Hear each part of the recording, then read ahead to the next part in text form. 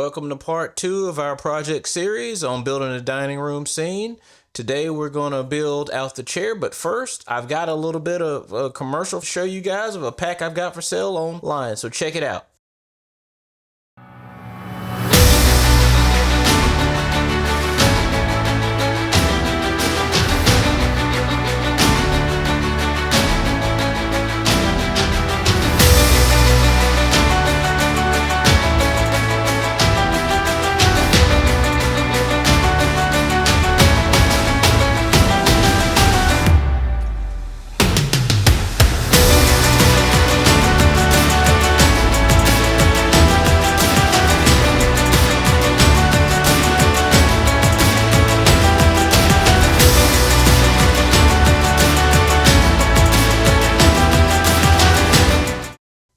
Okay, we're going to dive right into it. First order of business is going to be to bring in our reference material. So let's go ahead and start, and let's add in a reference image.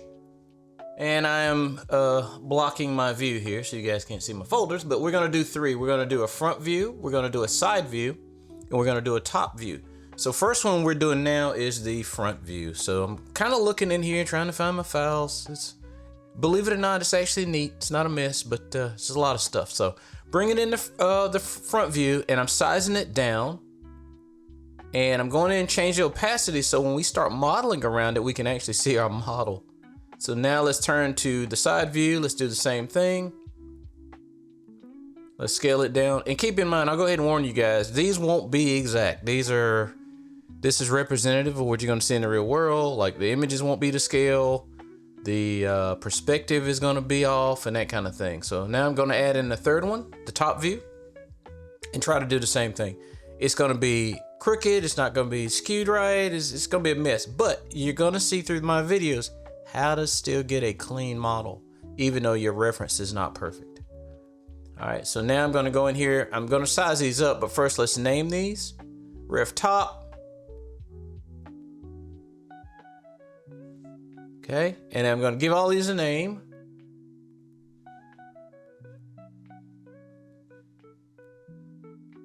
Put them in a new collection. Call it reference. And then I'm going to do my little color thing like I always do, so I can quickly see it.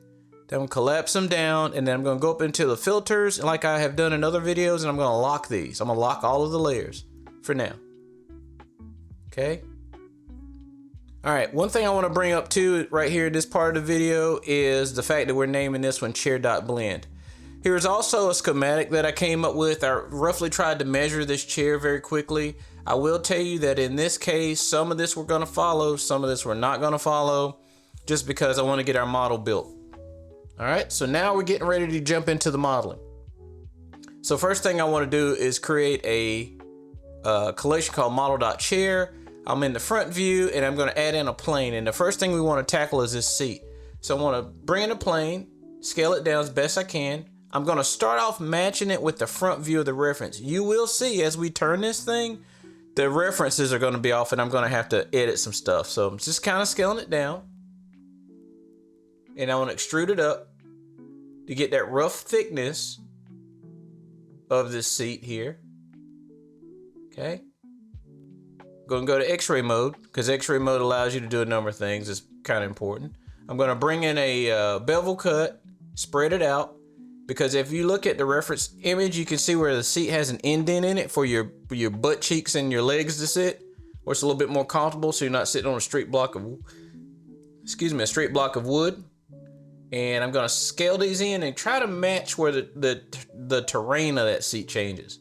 I'm going to scale out another. And all I really care about, because that bottom is flat, is grabbing these 2 edges here at the top. Then go back to front ortho, and then I want to pull them down to kind of match the contour of that. And then I'm going to have to put a cut in the middle and then bring it back up. And if you look at the back of the chair, you can see it's straight. It's not divoted down like that all the way to the end of that seat. So you'll see we'll deal with that as well. So I'm going to bring this back up. And if you notice, already our reference is off. It's not center. I trust the center of the mesh because my 3D cursor was in the world origin. That's in the center of the scene. So that's what I'm going to go by for my center. I'm not going to trust the photo. What I'm trying to do now from the top views, I'm roughly going to try to get the contour right. Given that my reference is off, I'm not so worried about scale and that kind of thing. Because when we get it in the scene with the table, you'll see it's gonna match up pretty nice. So right now I'm just looking at the shape of the reference, the seat in the reference, and I'm thinking about ways where I can take my mesh and kind of manipulate the topology to kind of match these shapes here. So all I'm doing is trying to follow the contour essentially. You can think about this kind of like molding clay to some extent. Just playing with verts. There we go. That's starting to look good. Of course, we're gonna need some cuts here. And we're gonna need to scale these out. Like so. You see, I'm just taking my time with this, trying to make sure at least I got this part right. This is gonna be a main part of the chair model. This is gonna be like one of the biggest pieces that sticks out, so I wanna kinda get this one more right than the rest. I mean, the rest of it's gonna be good too, but I really wanna make sure this one looks as much like that chair as possible.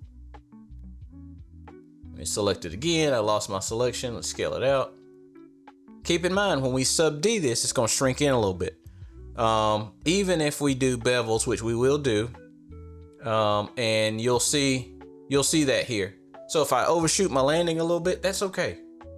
Now if we look, this is roughly the seat. Now keep in mind, the back of it wasn't beveled down like that. So now I'm in the back. If you look at the upper left corner of your screen, you'll see it says back orthographic. So that lets you know where I am and what mode I'm working in. And what I'm gonna do is I'm gonna take all these verts and I'm gonna scale them on Z, reset them to 0, so they're all flat. See? So now it will taper because I have enough geometry in here. Well, not yet, but I will. It'll slowly go from this divot look and it'll smooth itself out all the way to the back. Let's bring this down just a hair because now I'm trying to match it with the side. I promise you, I will put more geometry in this block. Right now, I'm just trying to get the basic building block shape down, and then we'll fancy it up later.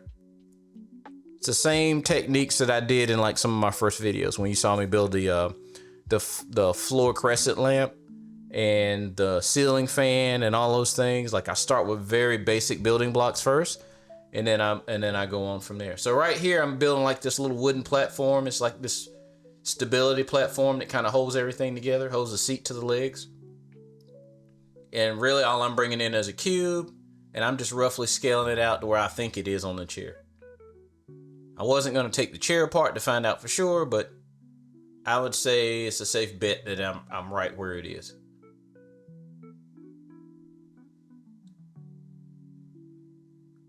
And I'm gonna scale it out, and you'll see that in my last video when we did the table, I wanted to show you guys Boolean operators. So I created another box and used a cutter. I'm gonna do it differently here. This is the same kind of thing though. This is a platform, I called it a platform. But what I'm gonna do here is I'm gonna use an easier approach because I've already showed you the Boolean, so I don't need to show you that technique again in this video. So you're gonna see how I normally do it in this one. See, now I'm adjusting my references with my modeling.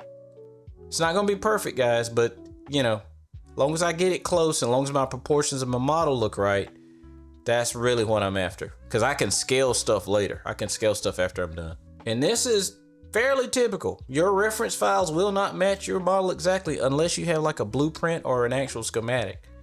You can kind of get it right then. So if you go back to like one of my first videos modeling that floor lamp, you'll see I actually used a schematic. It didn't have any measurements, but it was a flat 2D like CAD drawing of one of those lamps from the side to front and the top and the back. And I modeled it based off of that, and it was a lot easier.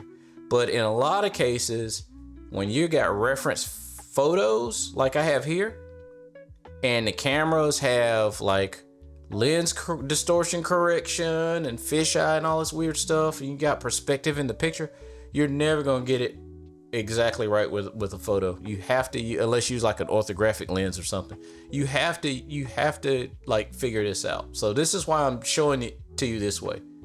A lot of videos I've seen, they don't give you the real deal. They give you a polished version, which is great, and the information is still solid and still valid, but I'm giving you, like in my videos, what it's kind of like in the real world. if you're kind of doing this by yourself. All right, so what I'm doing now is just kind of scaling this platform down like so. All right, that looks good. And here's the section where I was talking about a minute ago, like showing you a different way of doing this. Basically, I'm creating a big inset, like you see here, and watch this. I'm just gonna extrude it up on Z. A lot quicker than using a cutter. Well, what was that, like about a second? So a lot quicker to do it that way, but I wanted to show you in the other video, the Boolean operator was another way of doing it. All right, so now let's bring in a cube. You'll see what we're getting ready to do here. I'm just gonna hammer through this modeling. I'm bringing in this cube right here for this leg. And all I gotta do is get this front leg right one time, and then we can produce it again through a modifier. And you'll notice here in a second, when I switch over to front ortho view, it's gonna be a little different. Keep in mind, you're also, not only you seeing the front of the leg here, you're also seeing part of the side of it. But I don't care about that. All I want is to contour that front piece, okay? I'm extruding, and I'm moving stuff over. If you notice, I am in X-ray mode, so I can actually see I can see behind my mesh here and see like the reference behind it. Also, this mode allows me to select both the front and the back vertices at the same time. Otherwise, when you try to do this and you're only grabbing one of those vertices, you're gonna have a big old mess. It's gonna screw your modeling up. So far I've done literally the same thing. I've just contoured as best I can the major parts of my reference image that I truly believe are right. I'm like taking into account perspective and that kind of thing, and the skewing of the image and all of that, and it being crooked. Like, I'm just really trying to get the basic shape of this down. Because like I said before, we can go back in there later and clean it up. As long as I got the basic shape and it looks like the chair, then the rest of it's easy after the fact to knock out and take care of. So I'm just basically bringing this vertices out a little bit, these two vertices out a little bit, because when we run sub D's gonna suck it back in because it's his natural tendency. Let's go ahead and give this shape here a name, model.chair.leg. And let's go ahead and give the platform a name too. And I'm just making sure everybody's still in the same collection. Yep, they are. And since this is a cube, now I gotta go back on the side view here and try to get this to match the reference on the side. And I am keeping in mind in my head that, hey, the side image and the front image don't perfectly match, but what you really should be doing here is looking at your model at this point. Because if you already got the front sculpted, now the side needs to be proportionate to the front. You're just, right now, I'm just, in my head, I'm just using this reference as a rough guide. I'm not using it as a, you know, as a solid, like, this is how it is guide, if that makes sense. So I'm just scaling things down, and notice this leg, it tapers down, it gets thinner as it gets down near the bottom. So I'm just kind of, I'm being mindful of that and just kind of mimicking that in my modeling here. Like I said, staying in X-ray mode the whole time. And notice I didn't bring that leg all the way down to where it is in the reference. That's because I felt like that's a good spot to stop it. I know it's flat because in 3D, that's how I modeled it off the front. So when we go from here, we're just gonna leave it like that. We're gonna leave it where it doesn't go down any further than that. And you can see how I superimpose these reference images. I'm starting to have like a quasi 3D view of this chair. So what I did is to save time on the video, I went ahead and modeled the back part of this chair. I literally use the same technique I did for the front. So all I'm doing now is just kind of sizing it up to that front leg to make sure it's right. Now we're going to look at creating the mesh for the back portion here, where the headrest is on the chair. So first thing I want to do is I want to bring in a single vertices, and then I'm going to start extruding it out. And I'm basically just like before, I'm just following the contour of the reference, keeping in mind that the reference is off. But like I said, I just want the shape, because that, you know, the size of it and the proportion we can fix later once we have the geometry here. So I'm coming all the way around, and what I want to do is I want to close off these vertices. So I'm gonna drag one up close to that one, zoom in so I can see, and then I'm gonna merge these two. I'm gonna merge by that last one, okay? I'm just lining it up. Merge it last, and now I can hit F and fill this. It'll be a big N-gon, but that's okay because we can do the topology, fix the topology later. And I'm only doing half of it for a reason, as you'll see here. I'm going to set the origin over here to this edge where the 3D cursor is. That will then allow me to go into my modifier stack and hit mirror modifier and basically make it fully symmetric. And then I'm going to move the cursor out of the way. We save it out. I went ahead and did some topology work on this and scaled it out and got it in place. And then I'm giving it a name, model.chair.back/head. It's just a name I got. You can change that later. Save the file. Next thing I want to do is I want to come in here and I want to merge these two pieces into one mesh, as you'll see. Now I'm going to go to X-ray mode. I want to get half of this in terms of the vertices, and I want to delete them. That's going to give me half of this chair, minus the little support up there at the back, which is a separate piece still. I'm also going to grab this last piece here, this back leg, and merge it to part of this geometry as well. And I want to go in here and I want to select one of these verts, move my 3D cursor there, and then come in here in the modifier stack and do a mirror modifier and move it along the x-axis. And bam, now we got a full chair that is identical on each side. Now I want to come up in here and I want to add in a plane. I'm going to go to edit mode, scale it down, scale it on down, and I'm going to move it up here. This is going to be that decorative piece or support piece that fits between the back headrest portion of the chair and the part that you sit on. So what I'm going to do is I'm going to go to X-ray mode. I've got my reference turned back on, and just like we've done in the other parts, I'm going to do my best to contour the shape of this plane to the shape of that piece of wood there. And you'll see how we're going to do the holes and everything. So I'm just moving verts in. I'm getting it close. Doesn't need to be perfect because keep in mind we're going to run sub D on all of this just to make it look nice and smooth. So sub D, like I've said many times, will suck in the shape a little bit because its natural tendency is to do that because it's curving everything down. It's like wrapping everything down smooth. So if we're over a little bit with our verts, it's not a big deal because sub D will fix a lot of that for us. And I want to come in here, I want to get this little piece here, I want to inset it, turn X-ray on, make sure my hole's about right, and then I'm just moving verts to kind of make the rough shape of this hole. This is like the rough angular shape of this hole. And like I said, sub D will clean this up. So that's the rough shape of this piece here. And I notice I'm a little low at the top, so I'm going to bring these, select these as an edge mode, and then I'm just going to extrude this up a little bit and make this a little bit bigger, but once I get it into place, because I need to see how it's going to fit with the rest of my model here first before I do anything.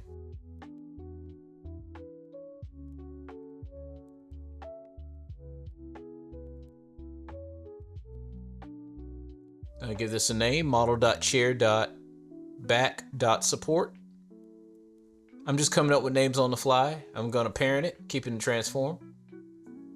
And now we've got that piece built and into place. So next thing I want to do is come down here and I want to put like some little feet on these chair legs, like the little cushiony feet or little plastic feet that you usually see touching the chair. I'm going to inset these in. And I'm changing my perspective so I can kind of see what I'm doing. I'm bringing these down with extrude, and I'm going to change the individual origins, and then I'm going to scale them in. And that's going to give that nice tapered effect. And then I'm going to bring them up a little bit so they look more accurate. You're never going to see them, but we know that they're there. So now I'm going to make sure I change back to medium point. And that pretty much is where we are on this. Going to go to material view. I went ahead and took the liberty of UV mapping this thing and unwrapping it for you so you guys can see what that looks like. And then the last thing I'm going to do is I went ahead and took the liberty of doing the texture for the chair. Now that we finished modeling it, and to wrap up this video, you got a really clean wood grain texture here. And the wood grain came from a Blender kit. It's just quick for me to just use those textures because they're already done. And there's your chair. I hope you like this video. If you like this kind of content, like and subscribe, and look forward to part 3. It's coming up real soon. Take care and happy blendering. See you guys there.